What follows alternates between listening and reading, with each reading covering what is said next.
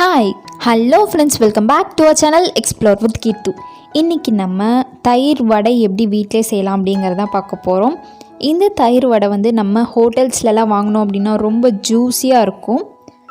But நம்ம வீட்டில் செஞ்சோம் அப்படின்னா மோஸ்ட் ஆஃப் த டைம்ஸ் நமக்கு வந்து அந்த தயிர் வந்து வடைக்குள்ளே நல்லா ஊறாது. ஸோ அந்த ஒரு ஈஸியான ட்ரிக் அண்ட் டிப்ஸும் சேர்த்து இந்த வீடியோவில் பார்க்க போகிறோம். ஸோ இப்போ நம்ம தயிர் வடை எப்படி செய்கிறது அப்படிங்கிறத பார்க்குறதுக்கு முன்னாடி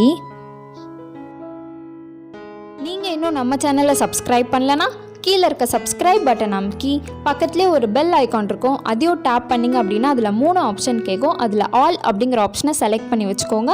ஸோ தட் நான் எப்பப்பெல்லாம் வீடியோஸ் போடுறேனோ அப்பப்பெல்லாம் உங்களுக்கு ஒரு நோட்டிஃபிகேஷன் வந்துடும். ஃபர்ஸ்ட்டு நான் ஒரு கப் ஃபுல்லாக வெள்ளை உளுந்தை வந்து நல்லா ஃபுல்லாக தண்ணி ஊற்றி ஊற வச்சு கரெக்டாக ஒரு 3 to 4 hours நல்லா ஊற வச்சு அதை நல்லா அரைச்சி எடுத்துக்கலாம். அப்படி இல்லாட்டி நம்ம தோசை இட்லிக்கெலாம் வந்து வீட்டில் வந்து மாவு அரைப்போம். அப்போ வந்து உளுந்து தனியாக அரிசி தனியாக அரைப்போம். அப்போ வந்து உளுந்து மாவு இருக்குல்லையே அதில் கொஞ்சோண்டு கூட எடுத்துக்கலாம். ஃபர்ஸ்ட்டு நம்ம வடை செய்யறதுக்கு உளுந்து வந்து நல்லா அரைச்சிக்கிட்டோம். நெக்ஸ்ட்டு தேவையான இன்க்ரீடியன்ட்ஸ் வந்து இது தான். நான் 2 மீடியம் சைஸ் வெங்காயத்தை இந்த மாதிரி சின்ன சின்ன பீஸாக கட் பண்ணி வச்சுருக்கேன். கூடயே வந்து ஒரு 4 பல்லு பூண்டு, கொஞ்சோண்டு இஞ்சி, அப்புறமா கொத்தமல்லி, கருவேப்பிலை, இது எல்லாத்தையும் சின்ன சின்ன பீஸாக கட் பண்ணி வச்சுருக்கேன். இது கூட வேணும்னா பச்சை மிளகாயை வந்து சின்ன சின்ன பீஸாக கட் பண்ணி கூட உள்ளே ஆட் பண்ணிக்கலாம் நீங்கள். அடுத்து ஒரு 1/2 கப் அளவு அரிசி மாவு எடுத்து வச்சுக்கிறேன்.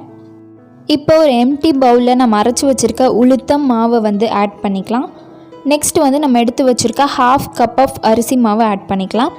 அடுத்து தேவையான அளவு உப்பு,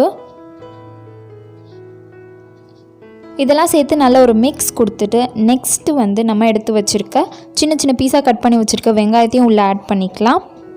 கூடயே நம்ம எடுத்து வச்சுருக்க பூண்டு, அடுத்து வந்து இஞ்சி, இது எல்லாத்தையும் சேர்த்து நல்லா மிக்ஸ் பண்ணிக்கலாம். நீங்கள் பச்சை மிளகாயை கட் பண்ணி வச்சுருந்தீங்க அப்படின்னா அதையும் சேர்த்து நல்லா மிக்ஸ் பண்ணிக்கோங்க. அடுத்து வந்து நம்ம எடுத்து வச்சுருக்க கருவேப்பிலை, கொத்தமல்லி, அதையும் சேர்த்து நல்லா பிசைஞ்சு விட்டுறலாம். இப்போது நான் வந்து இதில் பச்சை மிளகா ஆட் பண்ணாததுனால அந்த காரத்தை வந்து கொண்டு வரதுக்காக நான் கொஞ்சோண்டு பெப்பர் பவுடர் ஆட் பண்ணிக்கிறேன். நீங்கள் வந்து முழுசாக இருக்க மிளகு கூட ஆட் பண்ணிக்கலாம். இதுக்கு பதிலாக பச்சை மிளகாயும் ஆட் பண்ணி இதுவும் ஆட் பண்ணிக்கலாம், அது உங்களோட விஷ் தான். கூடயே வந்து ஒரு 1/2 டேபிள் ஸ்பூன் ஆஃப் சீரகம் ஆட் பண்ணிக்கிறேன். ஆட் பண்ணி மறுபடியும் இதை நல்லா மிக்ஸ் பண்ணி விட்டுக்கலாம். ஸோ அவ்வளோதான், நம்மளோட வடை மாவு வந்து ரெடி ஆயிடுச்சு. இப்போ வடை தட்டுறதுக்கு வந்து உங்கள் கையை ஃபுல்லாக ஈரமாக்கிக்கோங்க. நார்மல் ட்ரிங்கிங் வாட்டரில் ஈரமாக்கிட்டு இந்த மாதிரி தட்டி நடுவில் ஒரு ஓட்டை போட்டுருங்க, அது உங்களோட விஷ் தான். ஸோ நம்ம கையில் வந்து தண்ணி இருக்கிறதுனால இது நம்ம கையில் ஒட்டாமல் இப்படி வந்துடும். இப்போ ஒரு எம்டி கடாயில் ஆயிலை நல்லா ஹீட் பண்ணிக்கிட்டு நல்லா ஹீட் ஆனதுக்கப்புறமா நம்ம தட்டி வச்சுருக்க வடை எல்லாத்தையும் ஆட் பண்ணிடலாம். ஒரு 2 minutes நல்லா டீப் ஃப்ரை ஆனதுக்கப்புறமா இதை லைட்டாக திருப்பி போட்டு மறுபடியும் ஒரு 2 minutes நல்லா டீப் ஃப்ரை ஆனதுக்கப்புறமா ஒரு கோல்டன் ப்ரௌன் கலரில் நம்மளோட வடை வந்ததுக்கப்புறமா இதை எடுத்து நம்ம சர்வ் பண்ணிடலாம். அவ்வளோதான், வடை வந்து ரெடி ஆயிடுச்சு. நெக்ஸ்ட்டு நம்ம வந்து தயிர் வடைக்கு என்னென்ன பண்ணணும் அப்படிங்கிறத பார்த்துடலாம்.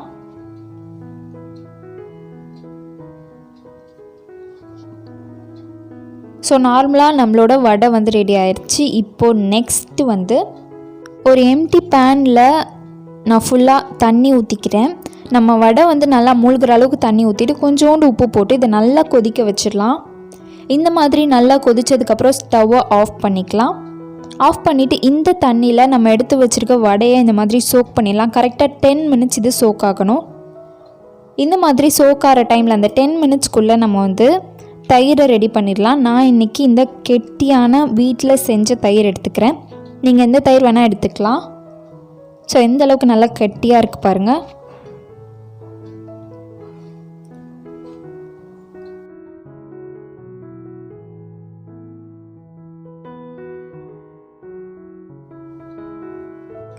இப்போ ஒரு எம்டி பவுலில் நமக்கு தேவையான அளவு தயிரை ஆட் பண்ணிக்கலாம். ஆட் பண்ணிவிட்டு கூடயே கொஞ்சோண்டு தேவையான அளவு உப்பு ஆட் பண்ணிக்கோங்க. கூட ஒரு 1/4 spoon of red chilli powder add பண்ணிக்கிட்டு இதை வந்து தாளிக்க போகிறோம். தாளிக்கிறதுக்கு நான் தாளிக்கிற கரண்டியில் 2 ஸ்பூன் ஆஃப் ஆயில் நல்லா ஹீட் ஆகிற வரைக்கும் வெயிட் பண்ணலாம். ஹீட் ஆனதுக்கப்புறம் கரெக்டாக 1/2 டேபிள் ஸ்பூன் ஆஃப் கடுகு ஆட் பண்ணிக்கிறேன். கடுகு நல்லா பொரிஞ்சு வரும்போது கரெக்டாக 1/2 டேபிள் ஸ்பூன் ஆஃப் உளுந்து ஆட் பண்ணிக்கிறேன். நெக்ஸ்ட்டு நல்லா பழுத்த மிளகாயை வந்து சின்ன சின்ன பீஸாக கட் பண்ணி உள்ளே ஆட் பண்ணிக்கிறேன். பழுத்த மிளகாயை ஆட் பண்ணும்போது காரம் கொஞ்சம் கம்மியாக இருக்கும். நீங்கள் பச்சை மிளகாய் ஆட் பண்ணிங்கன்னா காரம் கொஞ்சம் நிறையா இருக்கும். கூடிய வந்து கொஞ்சோண்டு கருவேப்பிலை ஆட் பண்ணி இப்போது இதை நம்ம தாளித்து விட்டுறலாம். ஸோ இந்த மாதிரி தாளித்து விட்டு நல்லா மிக்ஸ் பண்ணி விட்டுருங்க. அவ்வளோதான், நம்மளோட தயிர் வந்து ரெடி.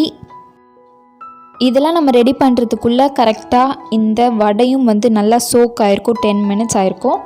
ஸோ சோக் ஆனதுக்கப்புறம் வடையோட கலரே வந்து நல்லா சேஞ்ச் ஆகிருக்கும். அண்ட் அந்த தண்ணியோட கலரும் சேஞ்ச் ஆகிருக்கும். இப்போ இந்த வடையை நல்லா பிழிஞ்சு விட்டு அந்த தண்ணி எல்லாத்தையும் எடுத்துகிட்டு ஒரு சர்விங் பவுலில் 2 வடை மட்டும் நான் இன்றைக்கி ஆட் பண்ணிக்கிறேன். ஆட் பண்ணிவிட்டு இது நல்லா மூழ்கிற அளவுக்கு ஃபுல்லாக தயிரை ஆட் பண்ணிவிட்டு மேலே கார்னிஷிங்காக நான் கொஞ்சோண்டு கருவேப்பிலையை சின்ன சின்ன பீஸாக கட் பண்ணி உள்ளே வச்சுக்கிறேன்.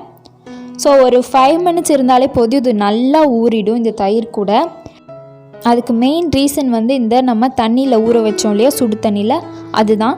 ஸோ நீங்கள் வந்து கண்டிப்பாக ஊற வச்சு அதுக்கப்புறமா இந்த மாதிரி ஆட் பண்ணுங்கள். ரொம்ப சாஃப்டாக ஜூஸியாக சூப்பராக இருக்கும். இது இல்லாமல் எக்ஸ்ட்ராவாக மேலே கொஞ்சோண்டு காரா பூந்தி வந்து கார்னிஷிங் பண்ணி விட்டீங்க அப்படின்னா இன்னும் ரொம்ப டேஸ்ட்டாக இருக்கும். ஸோ உங்களுக்கு எப்படி பிடிக்குதோ அந்த மாதிரி கார்னிஷிங் பண்ணி மிக்ஸ் பண்ணி நல்லா சாப்பிடுங்க. ஸோ அவ்வளோதான், இந்த வீடியோ உங்களுக்கு யூஸ்ஃபுல்லாக இருக்கும் நான் நம்புகிறேன். யூஸ்ஃபுல்லாக இருந்துச்சுன்னா கீழே இருக்க சப்ஸ்கிரைப் பட்டன் நமக்கு சப்ஸ்கிரைப் பண்ண மறக்காதீங்க.